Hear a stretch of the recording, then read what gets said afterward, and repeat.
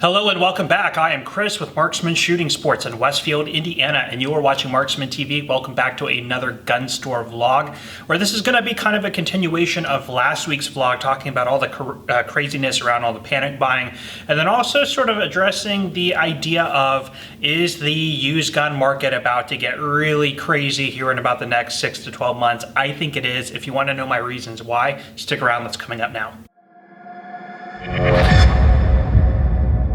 Okay guys, so many of you guys who follow the channel know I did put up a vlog about a week ago sort of telling you guys about all the crazy panic buying that's been happening. Our store has been completely wiped out of inventory. In fact, I just made the decision to close my doors to the general public for at least the next week or two as we take the opportunity to get shipments back in and restock our shelves. Again, no reason for people to come in here when we really have nothing to sell. Also, we're supposed to be kind of keeping distance from each other, so that kind of helps as well. But anyway, as I mentioned in that video, most of the buying has been happening by first-time buyers, and the motivation for that has obviously been the panic surrounding all sort of the uncertainties around what's going on in the world right now, which is totally understandable. The interesting thing is a lot of these people under a normal day-to-day circumstance are not typically or have not been gun people. So these are not people motivated to purchase by an interest in getting involved in the gun community, picking up shooting sports as a hobby, getting into the idea of self-defense, of course, other than when there's a crisis looming on the horizon. So you have to sort of address the question of, once the motivation to purchase has subsided, so the crisis and the panic has sort of gone away and we've gotten over this, which should be, a lot of people are saying, 6 to 12 months from now. You know, if in the summertime this all sort of backs down, we might see sort of a slowdown there. But then, of course, as we get back into the fall, it might start picking back up, of course, until we have vaccines available to us. But when it's totally subsided, the panic's gone and all the craze has sort of gone away, the sort of what we're going to have is a huge number of people with new firearms, which now become used firearms, out there in the general population. And now their original sort of motivating factor for purchasing that firearm is no longer relevant. So the panic's gone. Why do I need the firearm anymore? And I think a lot of people are sort of going to be telling themselves or talking themselves into that. And then it's going to be the first big purchase that comes along, whether it's a new family car, a new dishwasher, a new HVAC unit, or anything like that. People are going to start looking around thinking, okay, what can I dispose of? What can I get rid of to get some money? What has value that I can get cash back out of, and address those issues? And of course, one of the number one things that I see people making that decision about is with firearms that they no longer use. So when people come into the store under normal circumstances and want to sell me something, one of the big things is, well, I don't shoot this anymore. I just lost my job. I have these bills. This big payment just came up, so I need to just get some money. I hear that constantly from people, even who are gun people. So I think that that's definitely going to explode when we have a whole bunch of people who are not gun people with guns that they are going to have available for sale again in about, I'm just going to say, about the next 12 months. So one other sort of interesting point of data to have you guys consider is, of course, many of you know when you come into a gun store, you have to complete a 4473 background check in order to purchase that firearm.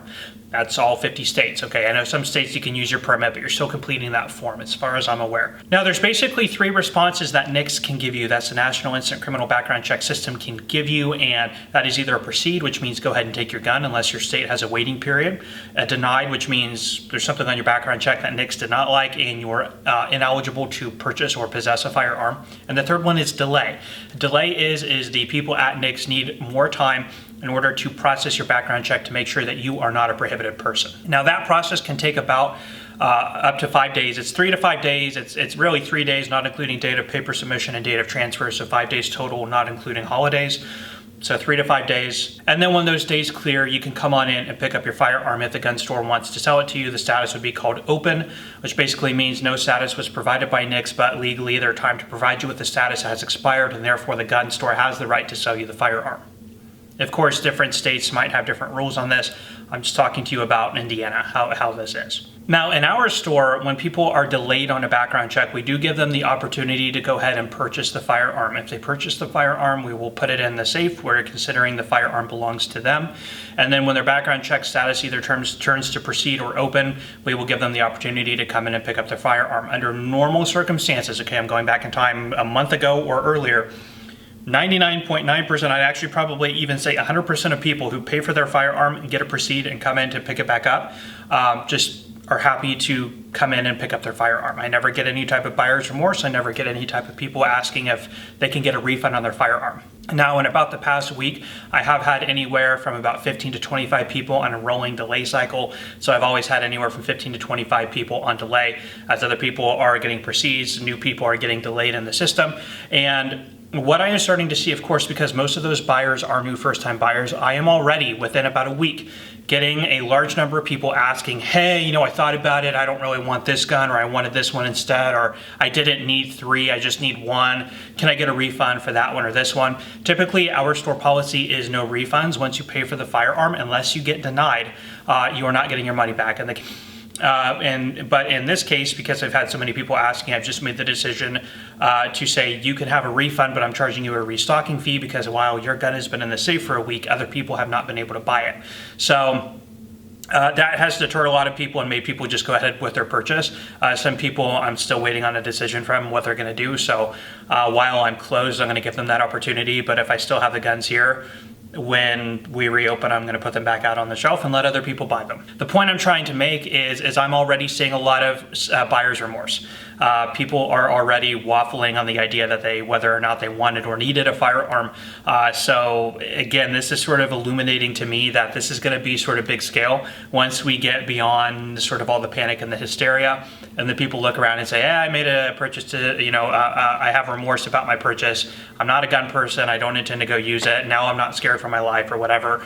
I'm going to go ahead and sell it back to the gun store or in a private purchase. I also foresee a lot of these people are probably going to sell them back to gun stores, so that's good for people like me. Reason being is a lot of people have the perception that you cannot sell a gun privately. I think movies and the news and stuff have a lot to do with that. It's kind of like if you're meeting somebody in a dark alley or something like that to sell a gun, a lot of people who don't know about firearm ownership have this perception that that's illegal and that guns are registered and they have to go through a gun store. I, as a gun store owner, that actually helps people like me, but I understand, the frustration for private buyers. And of course, I think you should have the right to buy and sell your private property in a private transaction. But just for saying what it is and for telling you what I see, I think that a lot of those people are going to be selling back to gun stores. Now, what would that mean for gun stores like me having tons and tons and tons of people coming in to resell used guns? What that's going to mean is the used gun value, I think, is going to come down. A good indicator of this would be AR-15s after President Trump was elected. So during those 8 years we had President Obama in office, AR-15 sales, of course, were really, really high. We were selling and selling and selling and selling AR-15s. The used gun market, again, once you take a new gun, you take it home, that first day, it's a used gun now. So the used gun market on AR-15s was massive. They were everywhere. They were on arms list, gun broker, gun dealer shelves, even up until today. The supply of used AR-15s is so tremendous because so many people bought them and all the manufacturers were cranking them out that now what it's done is it's brought the resale value on used AR-15s really low. If you guys have been watching my used guns of the week video, you'll see that when I get in used AR-15s, a good entry to mid-tier AR and M&P 15, maybe Deltons, maybe Diamondbacks, things like that, have been selling used for like $300 to $400. Back under the President Obama era, it was kind of unheard of to see an AR-15 that inexpensive. I think that we're going to see a wash of all new, sort of like new modern firearms. ARs, revolvers, Taurus G2Cs, Glock 19s, M&P 15s, M&P 9s, all of that type of stuff that's popular and that people have just been buying and buying and buying, pump shotguns. I think what's going to happen is when all that starts flooding back into the market and all of that starts flooding back into gun stores like mine, I might have 5 Taurus G2Cs sold back to me in a week. What that's going to mean is I'm going to start offering less for those because they're piling up, and I'm going to start selling them for less. So you as consumers, people who go into gun stores looking for used gun deals, I do foresee that we're probably going to see the supply of that stuff go way up and the prices come way down. Now, with that too, with a massive oversupply of used guns, it's also going to affect the new gun market. So keep in mind Ruger and Smith & Wesson and stuff like that. Once they sell their firearm the first time, that's where they're making their money. Once the firearm goes out into the population and becomes a used gun and gets traded and sold and circulated around, none of that affects their bottom line. They don't see any of that. So they have to keep interest in their new products rolling. The problem is when you can go get a used Ruger AR-556 off the shelf for $300 and the new one's $550 or $600, and you can get them all day long used, either the manufacturers are going to have to innovate and come out with new products that are not out in the used market, or they're going to have to start reducing the prices on stuff they already have, offering really good sales and stuff like that. Because again, if my store is just totally flush with used guns, I'm not going to be as motivated to buy the new ones as much. Now, getting back to my point earlier from my last vlog that's talking about what my prediction was, that we're seeing a massive wave of first buyers and the wave is going to recede and we're going to have a quicker return to a normal demand curve. We are already starting to see that happen. From the day that I made that video, it was about a week ago today, I think. When I talked to my distributor on the phone, it was, I can get you 3 boxes of Critical Defense 9mm. I can get you 4 boxes of American Eagle 5.56.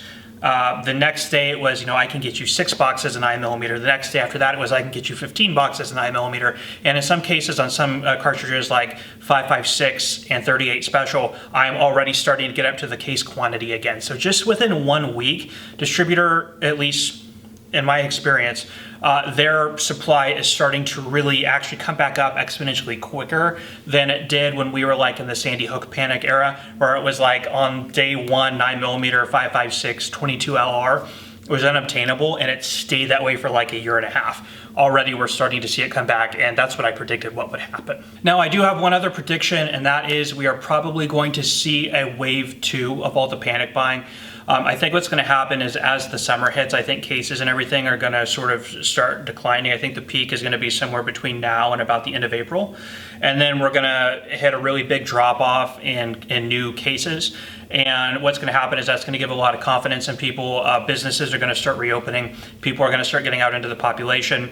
If the warmer weather has no effect on what's going on, then we'll probably immediately start seeing people get reinfected, and then that sort of craze will start happening. But what will probably happen is the reinfection rate will stay low until we hit the fall, and then it's going to peak again. And when it starts peaking, I think we're going to see round 2. I think businesses are going to start closing again, and then all the people are going to start flocking back to the gun stores to buy ammo and stuff. So what I'm recommending to you guys, people who are gun people, you just want your ammo to go train and shoot the firearms you already have, I would not probably purchase now, because I'm already seeing a lot of gun stores and online retailers gouge their prices, which is not, I mean, if people need to, let me back up. Wholesalers are starting to raise their prices a little bit. It's incremental. So if you see 50 cents to $1.50 increase in a box of ammo, that's just what's going to happen. But I'm talking about people who are doubling or tripling their price. That's just gouging, just so you guys know. The wholesalers are not raising their prices that much. So that's just, they're just adding extra margin for themselves given the situation. But you guys, what I predict is when we get back to the bottom here in the summertime, things are going to level off, and gun stores right now are placing massive orders trying to get stuff back in. So they're going to be totally resupplied, and demand is going to be back down a little bit. That's the time I would recommend stocking up on your target ammo and stuff like that, and get ready for a wave 2, because I think it will happen. And these sort of crisis scenarios, these pandemics, there's always a wave 2 and even sometimes a wave 3. So again, I'm not an epidemiologist. I'm not I have no experience in diseases or anything in the medical field, so I'm just speculating and sort of regurgitating a lot of what I've been reading. So don't take this as gospel, and don't take this as a solidified recommendation. This is just what I'm going to be doing, and this is how I'm going to be approaching the situation with my inventory and my prices. But anyway, guys, you could take that for what you will. So anyway, guys, I hope that was a little bit insightful for you, maybe answer some questions, and I'm sure a lot of you agree that the used market's about to blow up. I definitely think it will too.